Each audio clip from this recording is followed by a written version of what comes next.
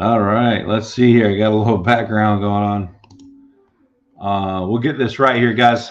How you guys doing today? My name is Frank Ammons, if you guys already know, and this is one of our first episodes of our rebranded podcast called Be My Guest, and it is exactly what it sounds like. We're going to have guests on here, inspiring guests, entrepreneurs, people who have insights, things that can share with us and help improve our life, our business, help us be better across the board. And I have a guest for you that's going to do that actually live right here in this recording. So I tell you what, I'm excited to have him on here and share a little bit. I don't want to hold you guys up at all. We're actually going to jump right into that right now. I want to introduce to you my man here, Jeremy Roadruck, and Roadruck. I hope I said his name right. And I want him to take over and kind of share with him. But I just put in the description just so you guys know he's an entrepreneur, he's a coach, and I've been on the calls with him a few times, and he's already coached me up, got me excited. He even got me to take an assessment, and we're going to actually talk about that here on this podcast. Hey, Jeremy, thank you for showing up and coming and being a part of Be My Guest. Yeah, Frank, thank you for the opportunity, man. We've had some really cool conversations. I like where your head is at, the analysis and the way your brain operates, because like you look at business, you're like, oh, these guys have this skill, but they're not good operators. And you're able to separate the person from the impact. And that's like such a critical distinction, because so many people buy this BS, this belief system that failure is an identity versus there's no failure, there's feedback, and feedback is information. And so, that's one of the key things I saw that I think we're in a similar heart and mind on, that I was like, dude, I want to get to know Frank more. I want to talk more about his business, his operation, because he's got that operator mindset, but he's got that heart to like help people expand. And for that, I'm like, dude, similar. Let's rock that stuff. I appreciate that very much. And you're in the business of helping people, man. That's why I want you to come on here and share and tell us a little bit about what you do, how you got started, your background, and share with the audience how you ended up doing what you're doing today. Yeah, absolutely. So, hi guys, Jeremy Roadruck. I am the only me in the entire world, which one is more than enough. And I live somewhere in that space between being a coach, being a mentor, and being a strategist. And just real quick, let's explain those so people understand. A coach is someone you hire to kind of hold you accountable and kick you in the butt to make you get your results. You might not always like them. They're going to tell you the stuff you need to hear, and it's designed for a specific purpose. A mentor is someone who they're on the same path, they're on the same journey, they're operating at a level you want to get to through their own lived experience, and they can save you decades on trial and error and just banging your head into a closed door when they're like, hey, open the handle. And then the strategist is kind of like a trainer, and it's like, here's the specific skills, specific strategies. So like, how can we transform our communication to really understand and connect our hearts versus arguing for being right? I ask my clients all the time, hey, just real quick, do you want to be right or do you want to get results? Because what you're doing is producing something that you hate. So when would now be a good time to change? Yeah. And so when we sit inside those three places, like I can wear those different hats because my goal is to help you get to your result faster, quicker, easier, playfully, and enjoy the process and be fun to be around. How crazy is that? Yeah. And the way I got into this is my whole life went sideways at 5 and 6 years old. I had some very bad things happen that made it where I could not trust adults and I couldn't trust kids, and I had to build my world myself. And at 6 years old, I realized what people say is one thing, what they mean is something else, and what they do is the third thing, and it may not have anything to do with anything. And I didn't know what to trust or what to believe. So I went on a journey for a very long time to kind of figure out why is there these mismatches and what can we do about it? And the lucky part for me was the bad things that happened, they happened after I had started to develop empathy. So I cared about other people and I cared about the pain and suffering we go through. And over the last 28 years professionally that I've been helping people, I've worked with kids from 3 to 94 years old. And we've worked on leadership, communication, belief system, mindset, relationships, attitude. And the place that I love to be is to take big, huge, messy, complicated stuff, make it really freaking simple. So it's a short ladder that you can climb from one level to the next. And I'm fearless about getting into the mucky, scary stuff because I don't judge. I'm not qualified. No fault, no blame, no guilt, no shame. Let's just play this game. You're alive. You got feedback. What do you want to learn, or what could you learn? And so that's kind of like who I am and what I. Yeah, and that's awesome. I mean, let me ask you this. I mean, we talk a lot about business. We talk a lot about people that are running businesses. And from what I've gathered so far, talking with you, you're working with guys that literally are they're influencers, they're entrepreneurs. They obviously everyone who has a family is the pinnacle of the family. How are you seeing this? If let's say a guy knows all the ins and outs, knows how important it is to hire good people, knows how important it is to lead people, knows the numbers, knows how to act, get customer acquisition, knows how to build a company. Let's say 20, 30, 40, even $100 million company. How are you seeing some of the things you're talking about and what you coach on even affect in a negative way and create a lot of problems? How are you seeing that out there, and what are you guys? What are you offering to help them out?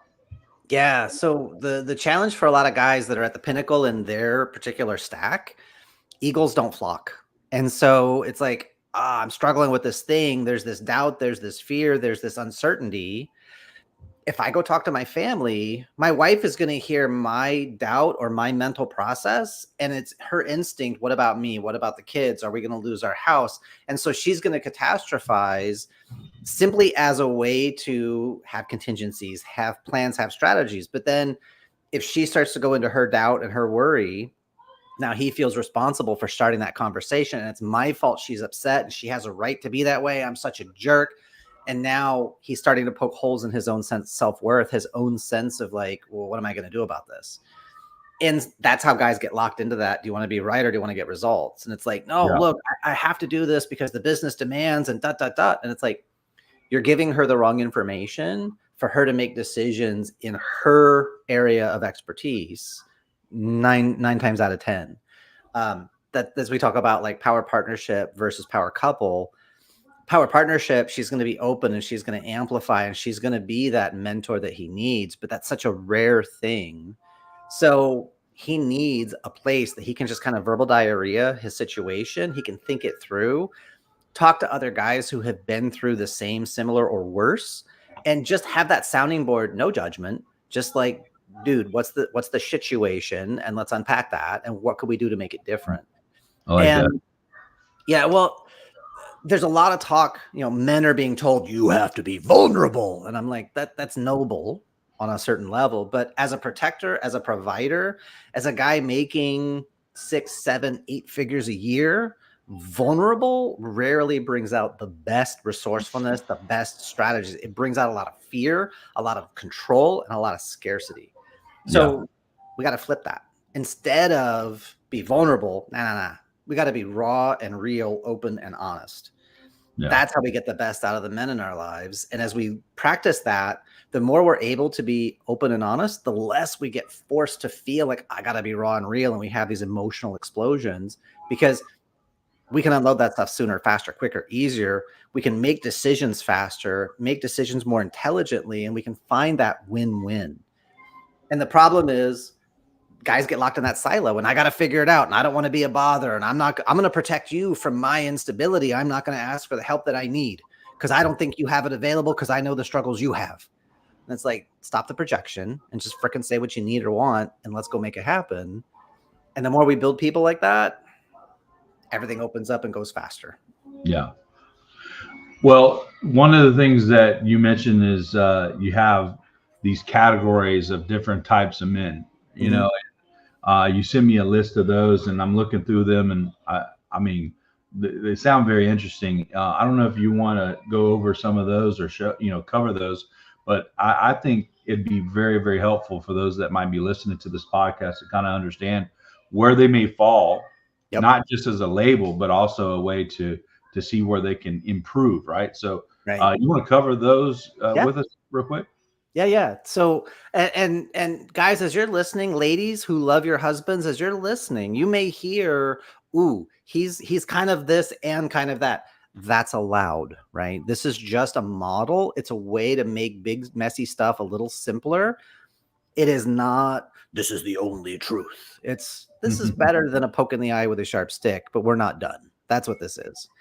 And so to give you the 7, the first one is the disconnected king. This is a guy who is successful in business, but he's struggling to feel powerful and connected at home, right? He feels like a king without a kingdom when he walks in the door. The respect, the intimacy, harmony with his wife and kids, it's not where he wants it to be, and he feels guilty and he feels ashamed, but he can't really talk about it. And so for this guy, we got to help him reclaim his throne at home to be the respected, admired leader. It's about improving his communication. It's about getting himself out of his own way, getting himself some forgiveness so he's not kicking his own butt and poking holes in himself.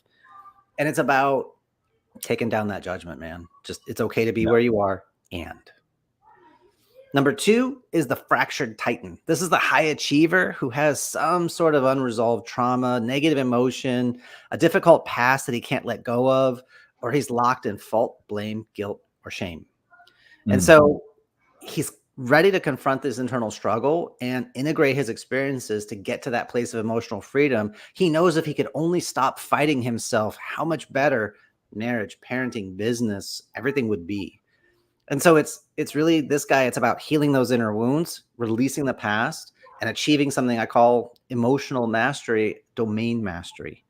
Imagine being at a level with your emotions, you can't get it wrong. Even if you misspeak, you can own it and you can walk it back and recover and Yeah. improve your marriage. Number 3 is the silent provider. This is the man who gives everything to his family, but he feels invisible and underappreciated or even not appreciated. He's seen as a provider or a paycheck, but not as a partner. And he's desperately wanting to feel valued and feel connected.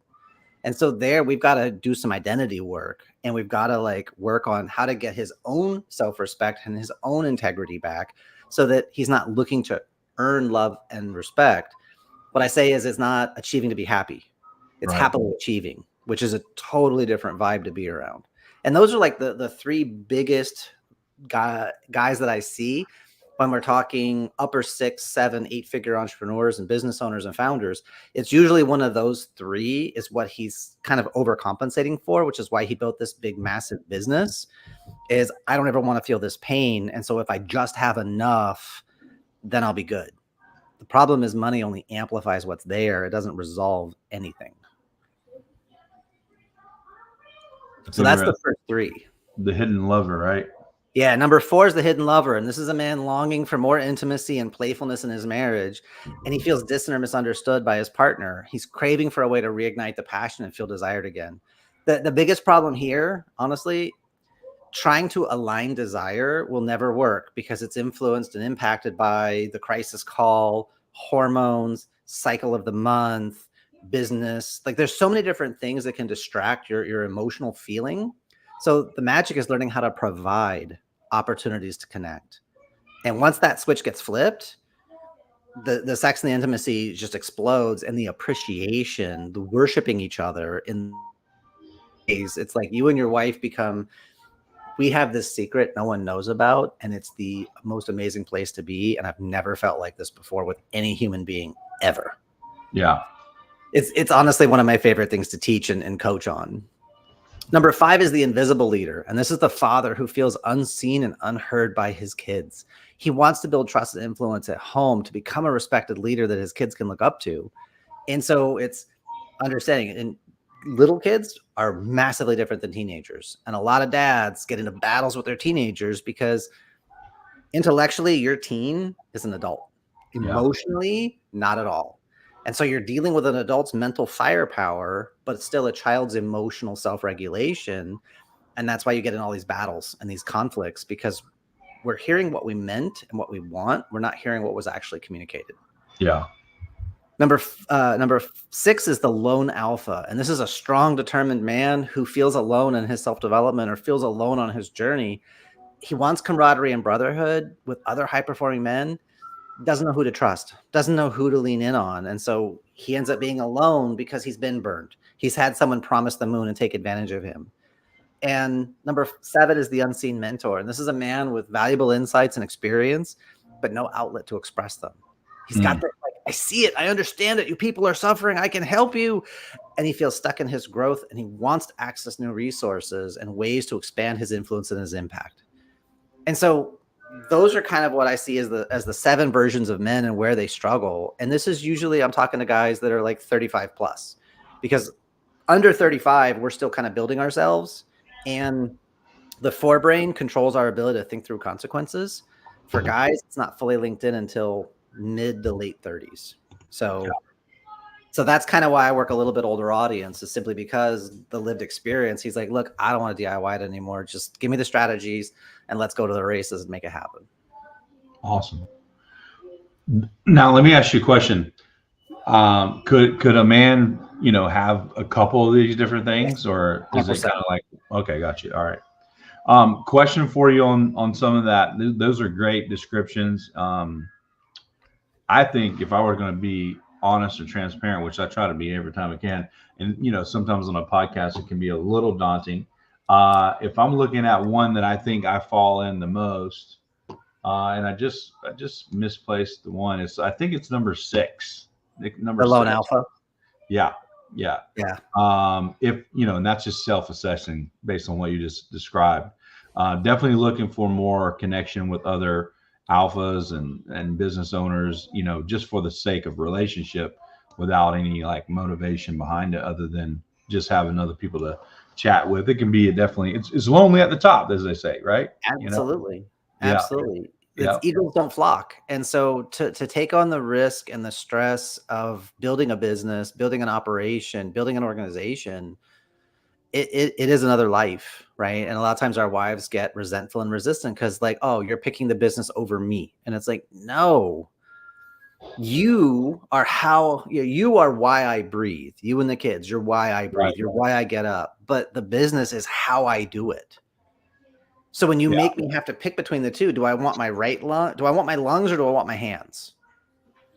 That's really not a fair comparison. But let me ask you that real quick. Let's unpack that, because I was just thinking the other day, and when you see some of these great stories, coming from the ashes or building something from nothing and becoming these great empires, if you will, you see that most of the stories have a common thread, which is a ton of sacrifice, right? And that word sacrifice is used, pretty often, if you would, we all admit, pretty often when it comes to building something that really has, that scale of impact, like we all know, and a lot of times that word sacrifice means that, they spend a lot of time away from family. They spend a lot of time, they were married to the business, and that's what made it go. And, and then you hear the other side of things is there's this work-life balance.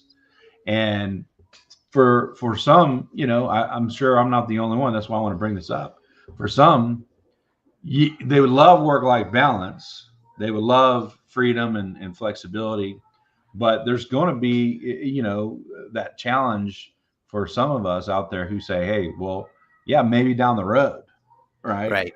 How do you coach someone through some of that stuff without ultimately sacrificing their whole entire family or, their marriage, but also not taking away from what they're building so they can leave a legacy? Yeah, that's a real challenge. And what you're talking a prince versus a king. A prince is in kingdom building, and he is compulsed to work. It's a 10, 15, sometimes 20-year process. I have to build this kingdom. And if he has a queen and he has his children, sometimes they are casualties to this compulsion to work. However, the nice thing about kings or about princes, they are flexible. They are coachable. And so we can stretch the model of the world and go, okay, maybe it's going to take me a little bit longer, but how can I involve my family? How can I enjoy the process? And how can I make sure I'm scheduling self-care for myself, right? Yeah. When I talk with people who have aging family members, we make a distinction between caretaking and caregiving. Caretaking is a lot of self-sacrifice and look what I'm doing for you, and a lot of martyrdom and a lot of dying all over the stage and a lot of justification for pain and misery. When we get into caregiving, I can't give what I don't have. And if I want them to feel healthy and taken care of and provided, I got to make sure I am healthy and taken care of and provided for as well. So I got to schedule rest. I got to schedule time to pause and pull back. I got to have a network. I got to have a team, right? Maxwell puts it in one of his books, one is too small a number for greatness. We need a team. Even making kids, you need more than one. And so it's like, we want to build this business. How can I involve my family, my wife, my kids in a way that amplifies who and what they are and allows me the momentum and the runway to go after my targets, but do it in a way that's sustainable, right? And that may be strategies like weekly date night, or every 2 weeks we have a date night. It could be family date day once a month. It could be family date week or date weekend once a quarter, and we go somewhere depending on, budget, resources. But then networking. I have a friend who does he does travel bookings and can get you exotic resorts at half price. It's like, oh, Nice. that's a helpful guy, right? And he's a banker and he does some different things. And it's like, hey, I got my private banker who has a side hustle that gets me vacations at half price. Okay, well, I just renewed my passport, so guess who's going to be leveraging that in the next year? And my wife is going to be like, finally, vacations. Thank you. Like, So right? suddenly I have an urge to meet a new banker.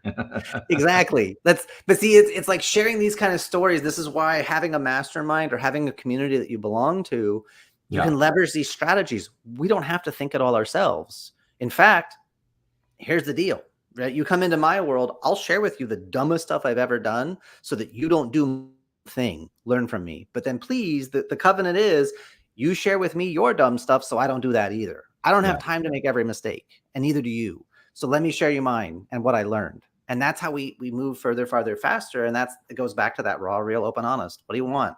There's someone who wants to help you get there. Cool. Yeah. Let's make friends and make that happen. Amazing stuff. So for those men that are watching this, we just went over the 7 kinds of men, and Jeremy talked about the disconnected king, the fractured titan, the silent provider, the hidden lover, the invisible leader, the lone alpha, and the unseen mentor. Is this a part of some of your coaching when you go over these things? Yes, sir. So basically, people find me organically, referred me in. Occasionally they'll catch some free content on YouTube or TikTok, or LinkedIn, or, I put a little bit of everything everywhere, salt it all, right? Yeah. But then the next step is like, hey, let's grab 15 minutes. You know what? Before we do the 15, why don't you go take my quiz? And I have a thing I built. It's called the Roadmap to Relationship Mastery. And there's basically 3 relationships that matter for all men. It's our relationship to our past and our childhood. It's our relationship to our present, our health, our vitality, our impact, our power. And it's our relationship to our future, our legacy and our career or our business. Yeah. And if your inner child stuff is messed up, then everything you're doing as a man is to overcompensate and protect from those wounds, which is wasted time, wasted resource. Because if you have a wound, don't touch that. I have to protect it. And you'll know someone's locked in their wound when they're caught up in fault, blame, guilt, shame, or creating unwinnable games.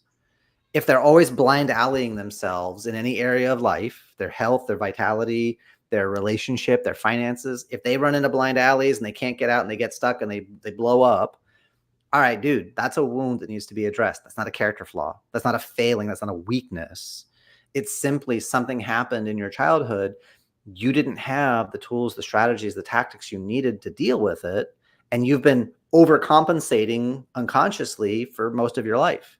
Cool. Let's just clean that up. That doesn't take that long, right? It doesn't have to take years and decades of therapy. It could be one really powerful conversation, and we pivot your BS, your belief system. We get you the forgiveness that you need in your heart. And all of a sudden your mind settles down and your tension goes down. Your family feels safe around you. Right. And that's that inner child, safe and playful. Then we talk about power. And so the quiz is designed to kind of help extract, where are you at? where are some opportunities to grow and change, and take a lot of this inner work out of the woo-woo, touchy-feely, fuzzy stuff and make it boots on the ground, tactical, strategic, specific, so that you can literally measure your growth. Like I work with a client, take the quiz, a month in, 2 months in, 4 months in, 6 months in, take the quiz. We're benchmarking and look at the circle starts to expand and shift because we're implementing new strategies. We're evaluating. Same thing you do in business, we can do in our personal growth. But I haven't seen anybody else do what I'm doing, which is why I'm sharing with you and sharing with the world more and more. People are killing themselves for their BS, and it needs to stop. Well, what I want to do right here is there's a couple of people on our prior calls you talked about that most of the world knows about, and you have some opinions on those guys. And before I get into it, I want to play a little bit of a commercial so that we can have that. But when we come back, Jeremy's going to talk about some of those people and what his opinion is on them. Some people love them, some people hate them, and he's going to explain what his opinion is right after we show this quick commercial. Hey, have you ever thought about starting a podcast? Or maybe you already have a podcast. But here's the thing. How do you monetize your podcast? How do you make money using your podcast? Well, most people will think, well, I'm just going to get exposure because more people are going to see me. But here's the thing. That takes time. To grow an audience for your podcast, if you're already not known, it takes time. And maybe some of you don't even have the time or could afford the time it takes to grow that audience. But you need to be able to land clients. Well, guess what? I figured out a way how to do that using your podcast without any paid ads, without affiliate links, without AdSense on YouTube, without actually having an audience. You can start today landing clients with your podcast consistently. I have done it. And what I've done is I've put together a free training. Absolutely free, no gimmicks, no strings attached. You can download it, you can watch it, and learn how you can start landing your ideal clients today. Here's the link, getclientswithpodcasting.com. That's getclientswithpodcasting.com. Go on there, fill the form out, get the free video, watch it and implement it, and start getting your ideal clients today with your podcast. I want to hear back from you so you can show me how you've made more money than ever using your podcast. I know you can do it. Go to getclientswithpodcasting.com. All right, we're back. So Jeremy was talking a little bit about his approach and some of his philosophies. We've covered the 7 different kinds of men. But Jeremy, you've mentioned to me a few times on the phone of other influencers out there who have, they have a lot of eyeballs and listeners and followers. And you've mentioned a few of those guys. I'm going to, let you share about those. But I see the guy's face, but for some reason I forget his name. But you were talking about him the other day on the phone. What's the guy's name that you were mentioning? Since this is forward facing, let's not name names just because everyone has their own growth. But let's say this. There are a lot of men in the manosphere, the men's personal development. They make a lot of money by keeping guys angry and justifying themselves. And there's so much that's taught about power and dominance, and it's cheaper to keep her, which is totally, imagine being a wife being told it's cheaper to keep you. Does that automatically bring out the best and be like, oh, take me, king among men, or get the F out with that noise, right? There's guys that are in their wound and they're overcompensating. They're wounded little boys who are so focused on power and dominance and control. And if they don't use their own ego, then they're going to use God's. And they're going to say, well, God says, the Bible says, whatever religion they are, they use that to try to hammer and control. Right. Again, anybody playing with fault, blame, guilt, shame, anybody stuck in unwinnable games, they're wounded still. And they're overcompensating for the wound. That's why there's certain influencers I can't follow or I can't really listen to, because all I hear is the wound and they're screaming from the mountaintops of their wound, but they attract other people that are in the same wound to just further ahead. And so I'm going to show you how to be so powerful and so big and so strong. No one is ever going to hurt you again. And I'm like, dude, pain's part of life. Life is impact. Life gives you the test and then gives you the education if you don't answer the test. That's reality. Yeah. Now, suffering we can unplug because suffering is self-made BS. And so when people are looking at those influencers, look for that. Where is the judgment versus evaluating? Because I'm not putting these guys, I'm not saying these guys are wrong or bad or evil or they aren't worth listening to, but it's see the totality of the person. Let's evaluate for two factors. Same thing we're going to do in business, right? We're going to evaluate for two factors. One is attainability. Can we get to that level? And the second is sustainability. Can we keep it, right? Yeah. Trying to get a business that's going to grow 20% year over year from now until the end of time. Yeah, good freaking luck. Yeah. Hit a certain market saturation, and then you're not going to get any more vertical penetration. You're going to have to go in ancillary businesses. You're going to have to slide sideways, and you're going to expand revenue streams, but you're going to do it with additional sideways products, not continuous market take. Because eventually you're so big in the market, people will not buy from you just because you're so big in the market. They don't like you. Even if you're really good, but just on principle, they're too big. I got to go with the upstart, and they're going to go find the upstart that's eating up your market share, because you're going to eventually get fat and lazy and drop the ball somewhere in an open economy, right? You got government stuff coming in, and regulations and things like that can start to monkey with stuff. Right. But it's seeing those parallels and seeing that consistency, because there's a fairly famous influencer, and his whole thing is, I'm so tough. And it's like, cool. Probably the toughest thing you could do now is give up being tough and give up that identity, because you've built so much of a business around how strong I am and how powerful I am. But he took the abuse that he suffered as a child and has internalized it, and now he's abusing himself, right? He can't not punish himself. He can't not push himself. And when he's training and doing videos and listen to his audio, his dialogue to himself, he sits and tears himself down. Right. Now she's 10, but I had a daughter when she was like 4 or 5 years old. Do I want her self-talk to be, don't be so lazy, don't be so sloppy, you suck, fix this, because no one's going to look out for you but you? Is that what I want her to say to herself? Right. My stepson, do I want him at 9 years old to run himself down and tear himself down so that he's so focused on fear? Well, I'm going to compensate because I'm not going to let anybody say anything bad about me ever. I'm going to be so powerful, no one will ever hurt me again. Dude, you're 9. Breathe. It's okay.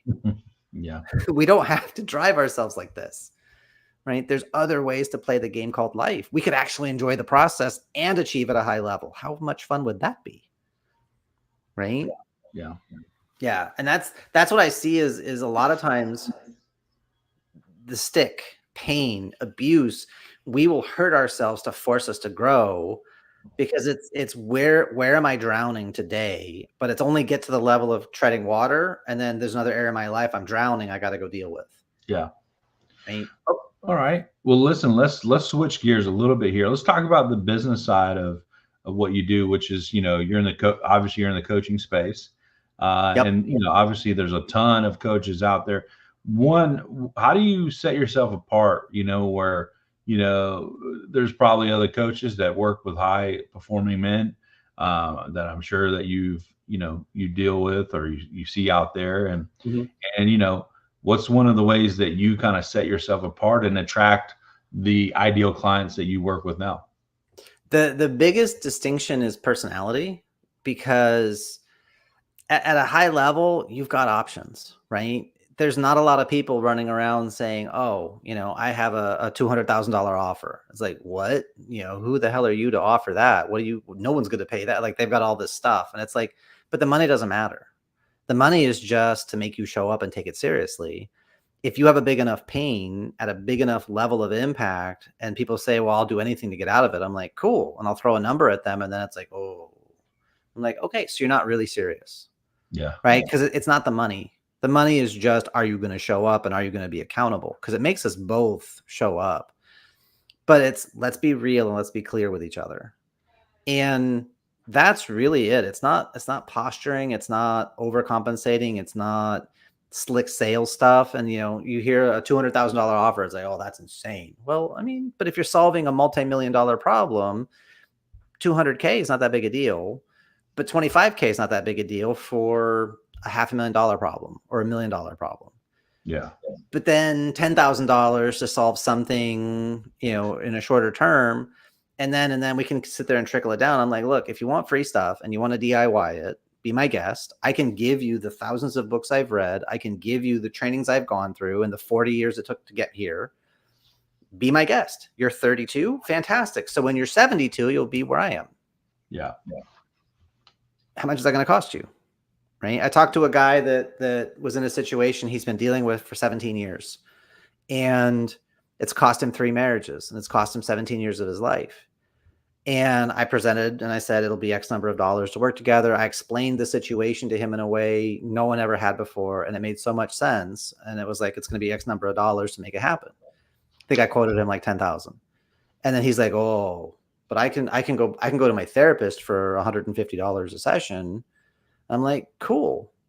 So if you do that for the last 17 and a half years, times 150, times 2, times 17 years, how much money is that? But it's not about how much money it is. It's about 17 years of your life, and you're on your 3rd marriage, scared you're about to lose this one too. And your self-worth is in the toilet. And you're so scared and you're judging yourself. So what is $10,000 against 17 years of your life? If it was $1,000 a year, you owe me 17,000. Yeah. And we can knock this out in 6 months because I see the pattern. Means I know where it came from, means I know what it takes to resolve it, and we'll just walk the steps. And I'm not here to judge you because I don't do that. But I'm here to like see you clear and help you to see just how amazing you are for yourself. Yeah. Right. And so that's the difference. Because I just had a call with a client yesterday, and he's like, the thing I love talking about with you, he's worked with other coaches. He's like, the thing I love working with you, I feel lighter every call. I feel ready to go. And I feel understood and I feel seen. And sometimes you get coaches that they make you feel heavier. They make you feel like, oh, this is complicated, or, oh, this is a lot of work and you're going to have to be with me for a long time. And I'm like, the community, you want to be in my community? Cool. $100 a month. Let's hang out. That's no big deal. You want to do some deep dive stuff? Cool. You're going to pay. We're going to do one-on-one, and 6, maybe 9 months, we're done. Like, if you play with me full out, we're going to get this done and fast. The 200K is we're doing it this weekend. Yeah. Like, the check hits, I'm flying out, and the next 72 hours, we're going to take whatever has been bothering you. Even the longest stretch of time right now is 50 years. I had a client at 8 years old, a pattern started, and at 58, we put it to bed. Nice. And it's like, let's go. And I've worked with clients in very, very ugly, messy situations. I'm not here to judge you, man. I'm here to see you and understand your world. And how do we affect change today? Yeah. Right. I like how you put it. You're solving, $500,000 problem. You're solving $1 million problem. When it becomes about price, you let them know what the price is actually solving. So they understand if they're going to think that way, then obviously they need to think about what you're actually solving and helping them overcome. So I love that part of it. What are you seeing out there, for your clients? What's the average client staying with you? What's the LTV that you're keeping your clients engaged with your program? Or maybe you have a shorter program because you fix the major humps and they're done in 90 days. I don't know. What are you seeing out there for your clients? Yeah, it's between 10 and 25,000 and we're done. And then I've got a community you can come hang out in. It's $100 a month to just however long that is. And I've had guys in there upwards of 3-4 years. They appreciate the ability. We do a hot seat once a month and like, hey, anybody got an issue? Let's go. When someone pays 10 to 25,000, how long are they usually your client for? It's usually 6 months. 6 months. Okay. Yeah. It's usually 6, sometimes 90, depends on just how complicated it is. But usually the ballpark is about 6 months. A little bit more intense the first couple, because like the first month or two, we're shoring up some things and we're doing some shifts. One of the first processes I do, usually second session, is we're going to go through a 2-hour experience and we're going to just get rid of fault, blame, guilt, and shame. We're going to take anger, sadness, fear, hurt, and guilt out of your life. And you're actually going to get forgiveness you can feel, because we'll test it on the call. Like we'll do it. We can do it by Zoom. We release anger. And then the test is go back to any moment in your life where you used to be able to feel the old emotion of anger and see if you can feel it, or you may find that you cannot. And they'll go back into their memories and they're like, oh, I remember being angry. I'm like, cool. Do you feel the anger anymore? Yeah. Oh, Oh, dude, that's so weird. Because like they've got different information in a different frame, and the anger is gone. Doesn't mean you can't get angry again, but I give them some tools so that emotion, anger, sadness, fear, hurt, guilt, they become lights on a dashboard to say, hey, this isn't okay. And they can affect change now. And it doesn't have to be something they bury or push aside. Now, we'll clean it up right this moment. You say something with your wife and you see that it hurt her. We give her some language that she can let you know where she's at, and you can heal that between the two of you now. Because if you've apologized in a way that heals her heart, she doesn't bring that crap up anymore, except to say, I love that we're not there anymore. And that's what I call a power partnership, where you have a wife who's an asset and an ally. She supports you. She believes in you. She respects you. She admires you. She listens to you. She'll tell you the truth and haul you on the carpet sometimes too, because that's what you actually need, right? My wife's name is Autumn. She's a force of nature. And you best believe I make a mistake or I misstep, she's there. She'll let me know. Yeah. Yeah. But only 2 times in our marriage, we're coming up on 11 years, but only 2 times in our marriage, she's realized she said or did something. And she came to me and said, I want to apologize because I disrespected you. I saw that. And I'm like, I don't need that, but I appreciate, thank you. Because it's how many guys don't get that. Right. Right. They don't get what they need to be able to thrive. And my wife realizes, my clients realize, if I help my partner to thrive, then they have that available to give back to me to help me thrive. If we're both filled to overflowing, who's losing? Right. And what are the kids being raised in? What are they seeing as a standard? So now someone tries to treat them less than, they go, I'm sorry, you must have misunderstood me for someone else. That's not how this works. Yeah. That is your only warning. Yeah. That happens again, I'm out. No questions. I'll just say goodbye. Yeah. And that strength of character, we can give that to our kids, but we have to live it first. Yeah. So that's true. The most powerful. So yeah. Yeah. Coming back to the business model that you operate in, yeah. your main stream of income for this coaching, for your coaching, is it just the clients that you have, or do you make money off of content? I know that you're, you put in your bio here, you wrote some books here, the best-selling author. So obviously, sometimes you make money on books, sometimes you don't. There you go. And tell me about some of the other ways, if you do have them, that you're able to make some money as a coach. Yeah, so I'm monetized on YouTube. That was the old way is 1,000 subscribers and 4,000 hours of watch time in a year.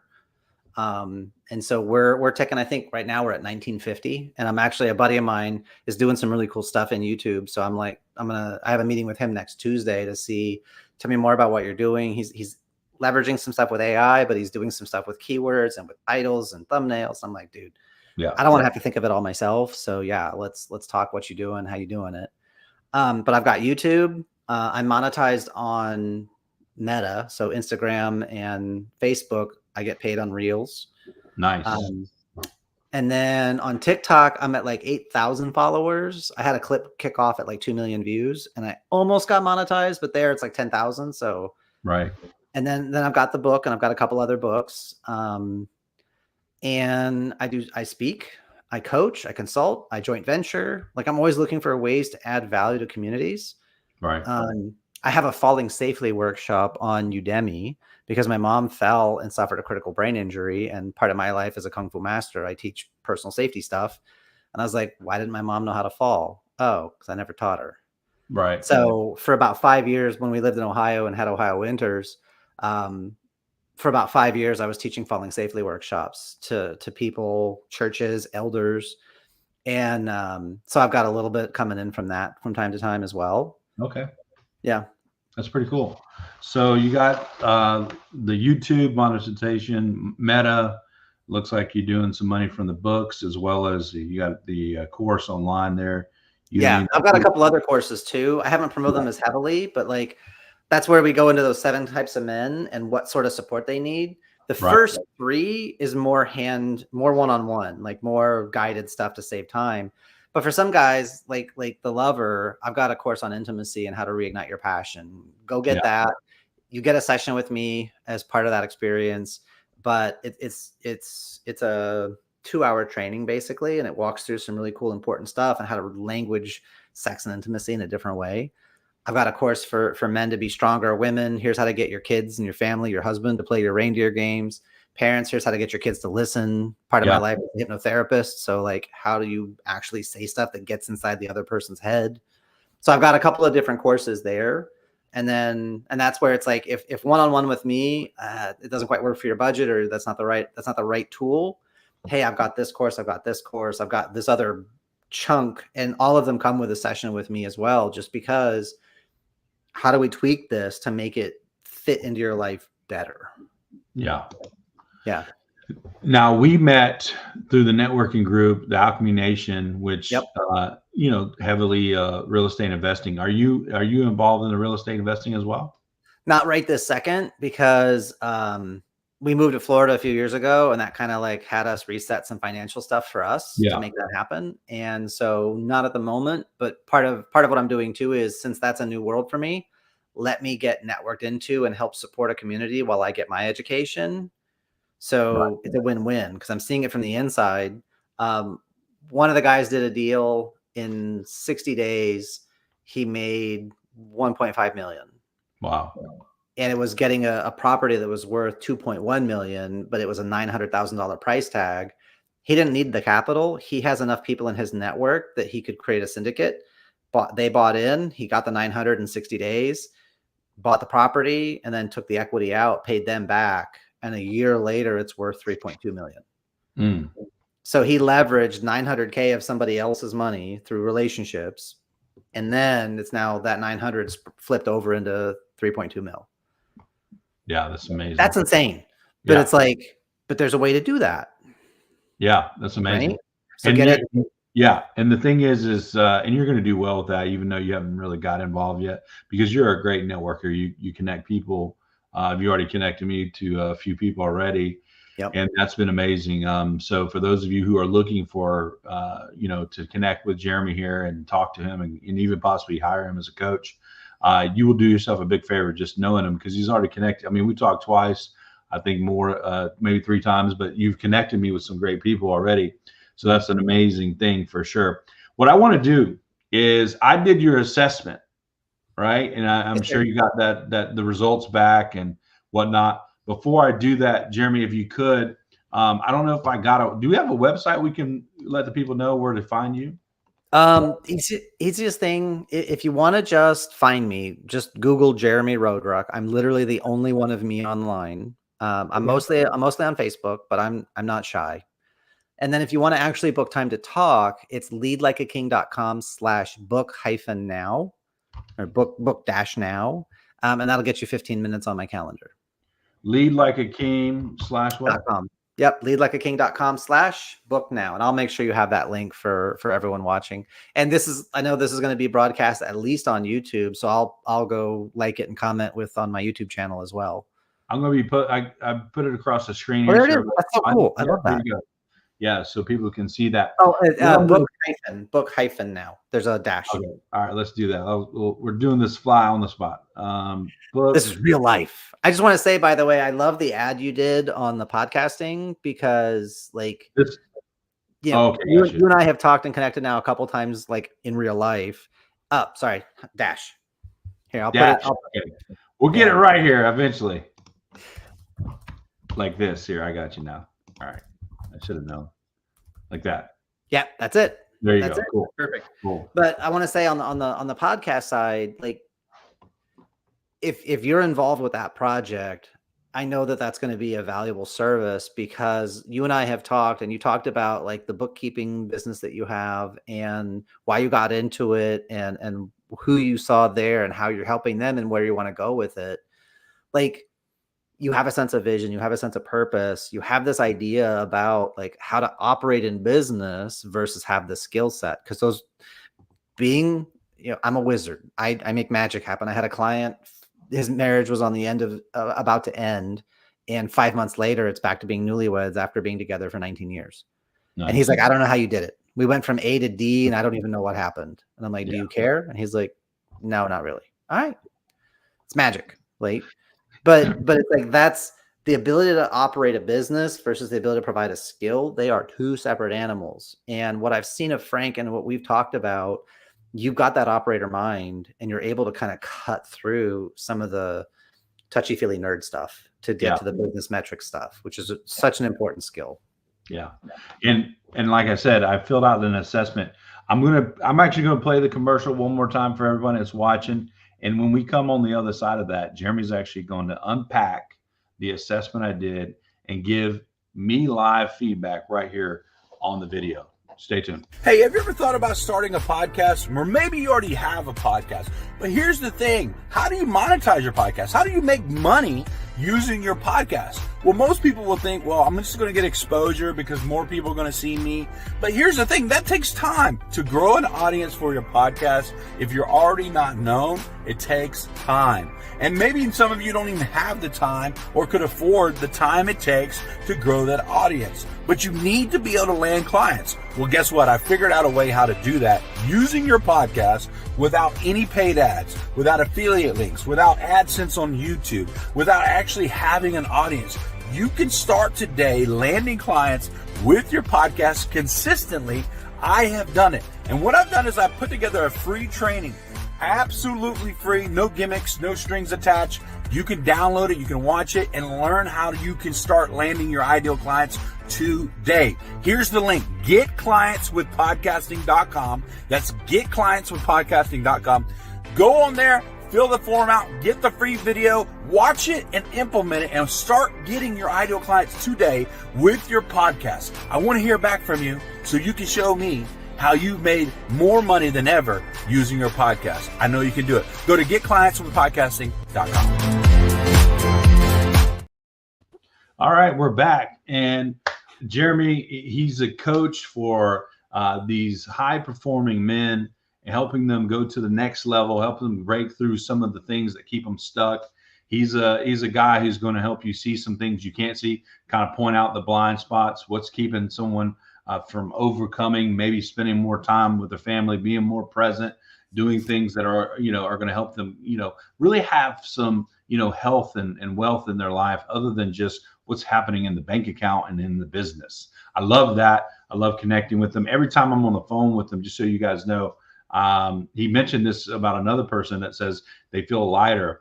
I feel energy, right? And the energy I feel is about excitement, going and getting it done, and feeling like we can really go and make some things happen. And you gave me, Jeremy, an assessment that I took, and we want to unpack that right now. So if you could take some time and share with me and the audience what you discovered from the assessment I took. Yeah, absolutely. Can you throw it on screen? Oh, I can. Give me 1 minute here. Just 1 second. I know we needed it on screen. No worries. So while we set this up, just so you guys know, basically the roadmap to relationship mastery, I said that for men, there's 3 relationships, past, present, future. The other way to say that is boy, man, king.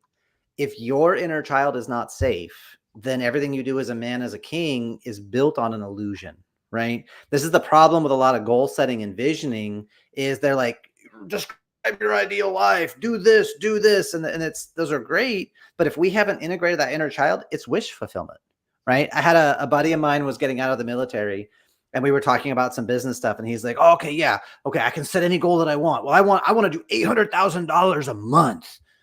I'm like, cool. What's your business experience? None. What's your network? None. What's your offer?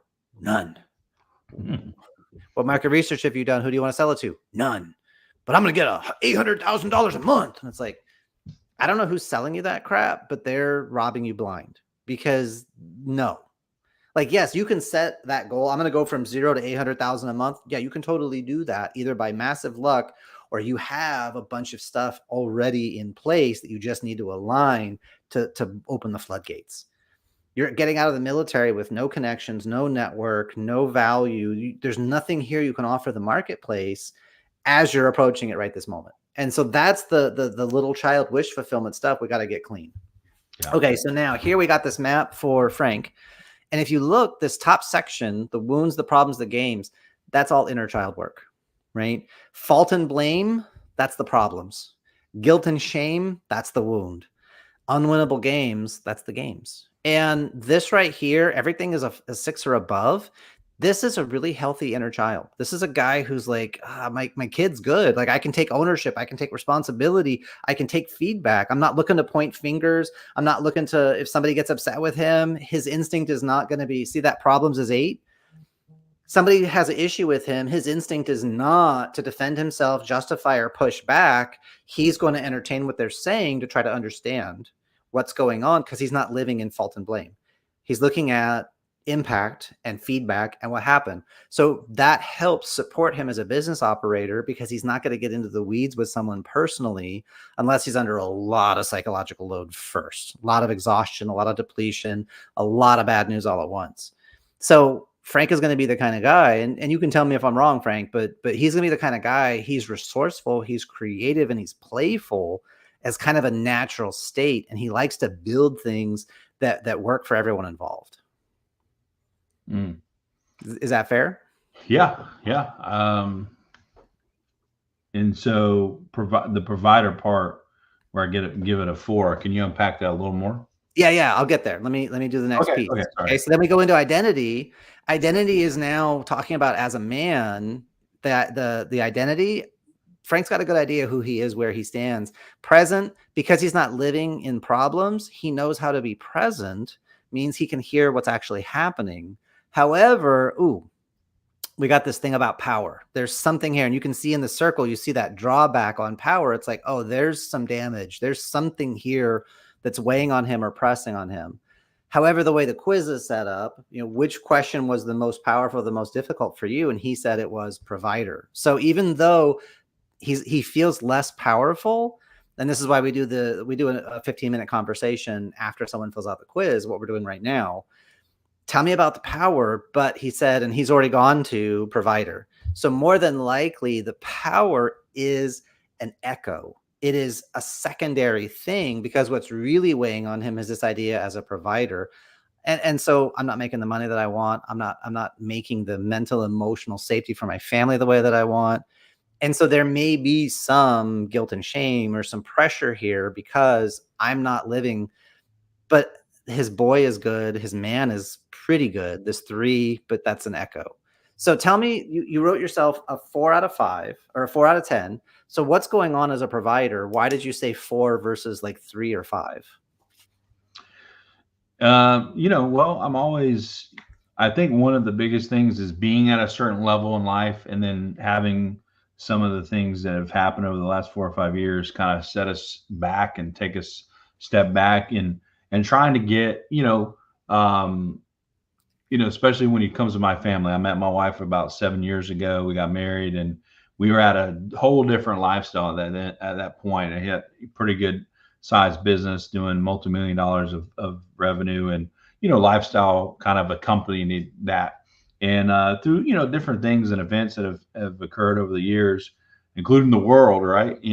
Some things kind of affected that. So not that I have to have that exact, lifestyle, but, being able to take care of some of the things that we are used to, and being able to, provide for the kids that we have, and do some of the things that we used to do. So I think that's probably the part that really is trying to find more ways, or a way to get back to some of those levels. Right. So that's why that number is real low for me.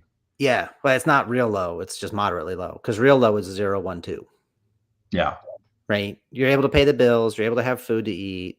You're not worried about, are we making rent tomorrow? Like that's not pressing on you, because if it was, then chances are the wounds and problems would be lower numbers as well, because these are like sliding toggles that start to push on each other. But the thing I want to point out for everyone listening live, or listening and watching the replay, is notice how, one, Frank took ownership. We were at this level, and then for a variety of circumstances, he didn't put it all out there and it's all the world's fault, but it's for a variety of things. You can hear the game that he's building in his mind and his heart is giving him room to breathe and room to operate. And that's where, are there some ways we could tweak those games, tweak those language to make it more playful and fun and more expansive? Yes. But you're giving yourself room to exist. You're not pushing yourself into, I'm so stupid, I'm so dumb, I've betrayed my family, I've ruined. We're not quite at the level we want to be at. And it's not that we need to be 100% there, but there's some things I'd like to provide for my family. And you're talking providing mentally and emotionally and socially, and you realize the financial providing is the vehicle to go do some of that stuff. And so it's linked, but it's not I have to make the money and that's where it stops. It's you've already got the link of I got to make the money so that I can, and then it's the impact for your family. It's the life you want to give your kids. It's the future you want them to experience. And so that's why that's more of a 4 versus like a 2 or a 3, because you're not beating yourself up. And so we've got this hard retraction on power, but like I said, that's just artifact. And so more than likely, you made some business decisions that didn't play out the way you wanted. You probably didn't fully anticipate the impact of COVID. I don't know that anybody did. When I was in Ohio, where I had my martial arts school, the governor said everything is closed for the next 3 months. Okay, cool. That doesn't mean my landlord doesn't want to get paid. Doesn't mean the electricity doesn't want to get paid, whether I'm using the building or not.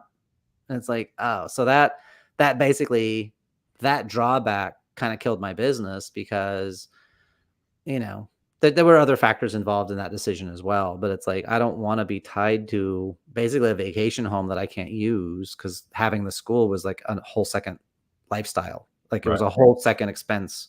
And so maybe pulling back, and you had one idea as a man and as a husband, you had, actually, those are different ideas. As a man, you had an idea of what providing means. As a husband, you have a different idea of what providing means. Now, as a father, you've got a third idea of what it means to provide. And sometimes those 3 different versions get into battles with each other.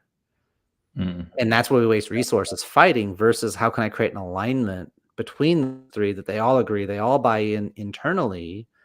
And then you can share that with your wife and your kids and get them on board, and they're excited. And then now you've got more pressure in a positive way.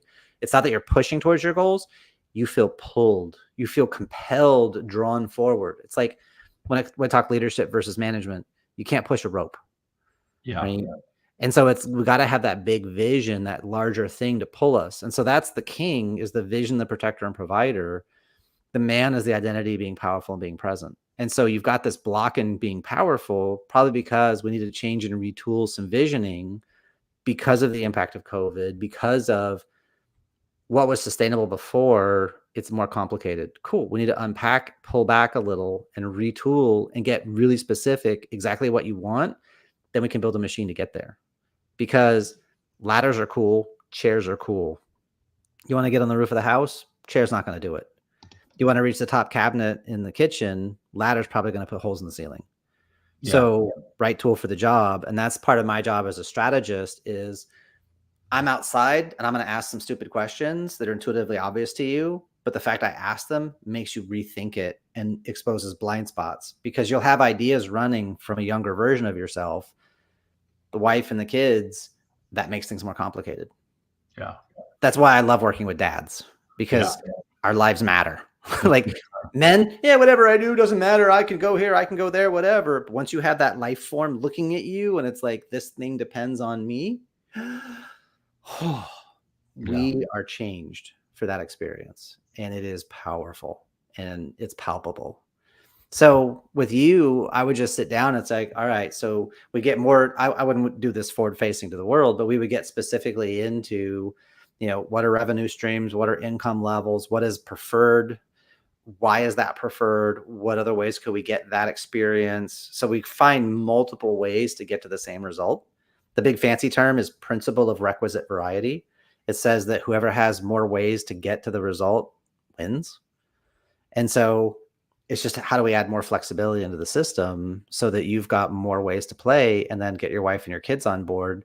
So now you've got a team, and as you begin to affect with them, you start winning in your house, then start winning in business, and we ripple it outward. Because you come home as the king with the queen, and you truly have a castle, and the love and the appreciation and the admiration. A man who is being admired by his family is such a different person in every dimension of his life. He works out better. He utilizes food more efficiently. Like literally it affects our hormones and our biochemistry. And so few guys know what that actually feels like. Yeah. Yeah. It's good stuff. What'd you call it? Principle to what? Principle of requisite variety. It's a programming term that says whoever the more flexible, the more number of ways you have in a system to get to a result, the more you can control the system. Wow. Yeah. So it's the simpler way to say it is if you're more resourceful, being resourceful is your ultimate resource. You don't have to have the answer, just have enough people around you that you can bounce off of and brainstorm with. And even just the dialogue, it pulls new ideas, new thoughts. Yeah. Right. I've got a client who was a 6-figure entrepreneur, went through a health scare for a month, was hospitalized, nearly died. And all of a sudden his business is doing crap because a bunch of stuff he did before is no longer, he faced death. It's no longer meaningful to him. Crazy thought. Mm-hmm. But now he's lost because all he sees in the future is just this black pit because I know what I don't want to do. I know what I hate, but that's all I've been doing. Yeah. All right, let's have that conversation because you're still alive. There's a purpose in you. Let's go find it. And it's okay. You're allowed. And so rebuilding him back to 6 figures and above is going to be a fun game. And we've already found in the last month, him and his wife aren't fighting anymore, which blows her mind because he's not judging himself.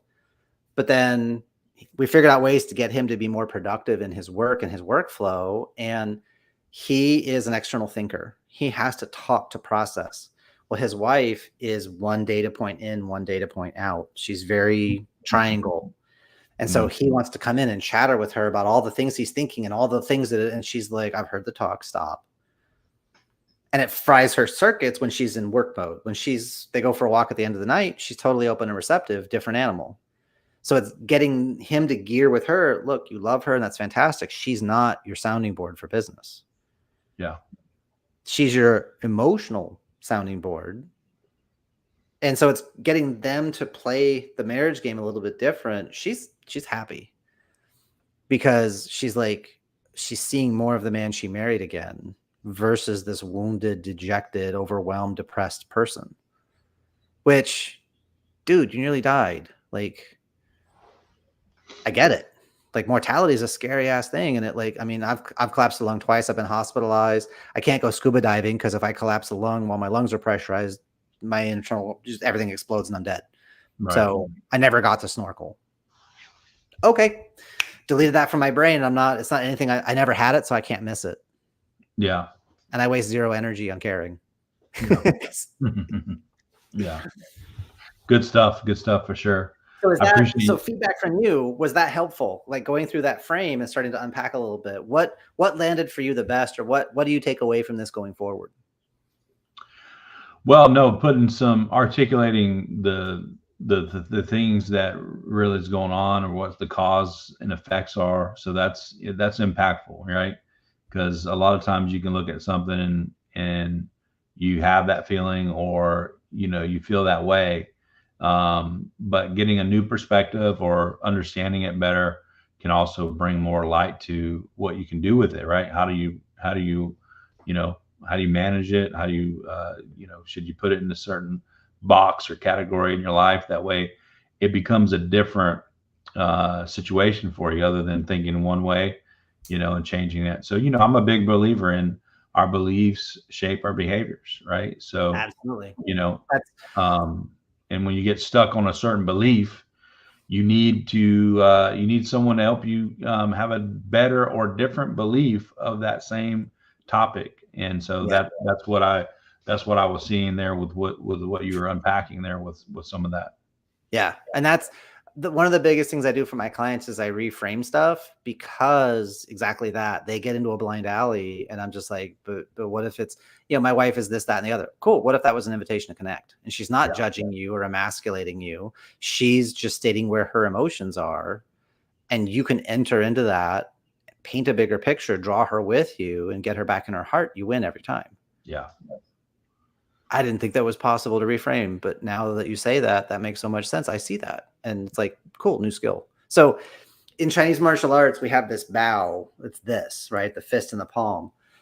The palm is the story, right? It's the invisible. It's the wisdom. It's the dragon. It's the BS. It's the belief system. All stories are true. Only some of them actually happened. But whatever the story we tell drives our action, drives our games, our behavior. This is the tiger. The fist is the tiger. It's the thing we implement. It's the body. It's the action. And whatever we do creates an impact, which gives us feedback. Either we got what we were looking for or we didn't. And if you didn't, awesome. What are you going to change? And that's how you become what I call it. My community is the unstoppable masculine community. Why? Because as long as you're alive, it's all just feedback. There is no failure. It's what not to do the exact same way again. That's it. And when you start to hear it that way, you become unstoppable because, dude, thanks. Appreciate that. Iterate, adapt, re-implement, re-engage, go next. And it becomes this infectious, it's a game you can win. And I get my result and I help you get your result. We both get to feel warm, big, and happy. Imagine doing that for customers, clients, your wife, your kids, right? And so it's this interplay, exactly what you said, the belief system, the mindset, the story changes the impact. And so, when I on my YouTube channel is where I put it the most succinct: mindset mastery and peak performance relationships. Like, that's the skill. It's how do you master that mindset? And once you get it, then how do you make peak performance relationships? You got to define what that means for you. But ultimately, it's warm, big, and happy for you and for them. And that becomes a sustainable relationship at whatever type. And so but how do we do that? Well, I got roadmaps and I got frameworks and I got ladders and I got hooks and I got all kinds of toys. Yeah. Come play and everything gets better, faster, quicker, easier. Pretty much always. But you got to play. Yeah. Right. Yeah. Well, Jeremy, man, it's been a great podcast. I mean, for those of you who are watching this even on the replay, I mean, I got a page full of notes and, here you go. Some of it's scribble, but it's my notes, so I know what they say. But I mean, everything from one is not enough for greatness, principle of the residual variety, requisite variety. I got some other notes here that, like one you just shared. All stories are true. Only some of them happen. And then we went through the 7 kinds of men, which I already have an email because he provided it to me, but I got some notes on those things as well. And then I got some personal notes I wrote down. So even in this podcast, folks, watching this, if you're a guy that's struggling or you're going through something and you got a blind spot, you got a place in your life that you're stuck, or you need some reframing. You need someone to look out and see for you what you could do. I'm telling you, even in this podcast, just got some refreshing things. You need to reach out to Jeremy and you need to find a way to work with him because you're going to get this on a regular basis. So I want to encourage that. Jeremy, thank you for coming on, sharing your story, sharing your insights. I want to have you come back and maybe we'll dive into some more particular topics. Yeah, absolutely. I appreciate it. Anything else that you want to share with the folks that are watching? Yeah, like biggest thing, suffering is self-generated and optional. Pain's part of life. It's impact, it's feedback. But suffering, you're making me write more notes here. Hold on. Suffering is optional and self-generated. Nobody can make you suffer except yourself. And it's because of the BS, the belief system, the story you're telling yourself. Change the frickin' story. And if you can't, get with someone who can help you change the story. Right? I've had clients go through some really horrific stuff. The loss of a child in real time. And that's a really, really bad story. And that's not something I give out forward facing. That's a one-on-one conversation. But it was a father having no desire to live with a wife and another child at home after just losing a child. Yeah. And he feels like he is the ultimate failure, and reframing that and helping him find a way to keep living and keep moving forward. Yeah. Guys on the end of like, I don't want to live anymore. And it's like, okay, but if you take a permanent exit, you give other people the power to tell your story, and they're not going to tell your story. They're going to tell their story of you. Do you want to give them that power? And there's so much pain and misery in the world. So the last thing I want to leave you with is a lighted candle loses nothing by lighting another candle. If you are filled with light and life, darkness fades simply because it has no room around you to exist. You don't fight darkness. Just get so full of just joy and passion and life. And I've been on the edge of should I be here or not? Yeah. And if I had made that decision, my daughter wouldn't be here. And she's incredible. And we wouldn't be having this conversation. Yeah. Right. But I had to face that down, and it would have been so easy to just exit. But that's not where the growth is. That's not where the opportunity is. What if you take a permanent exit, and all the pain and misery you're experiencing is taken with you to the other side and amplified? Because in Chinese metaphysics, they say when you die, whatever you're experiencing in that moment is amplified by 10. Whatever your nature in that moment. And if you're in misery and anger and judgment and rage, you take that with you times 10. Yeah. Yeah, no, thank you. I prefer not. Yeah. Well, once again, Jeremy, thank you so much for all your insights. I mean, I could get into a couple other things as well that you've already mentioned. But hey, for those of you watching this, and on a serious note, especially those men that are aspiring and have a lot of things you're trying to achieve, and there's some things stopping you, Jeremy can help you. If you can't already tell by watching this, he can help you. I mean, you didn't have to be even a minute or two in to know that. Go to his website, leadlikeaking.com/book-now, and check him out, book a time with him. He'll be helpful. And even for whatever strange reason you and him are not a good fit or you don't work together, even in that one call, I promise you, it'll be worth your time. I've been on a couple calls with him already, and it's been worth my time every time. So, hey, Jeremy, thanks again. I appreciate you coming on, and I look forward to having you back again. Thanks for being our guest on Be My Guest. Thank you, Frank. Appreciate it. You are doing awesome, and I am excited to see your podcast continue to grow, man. I appreciate it. Thank you, guys.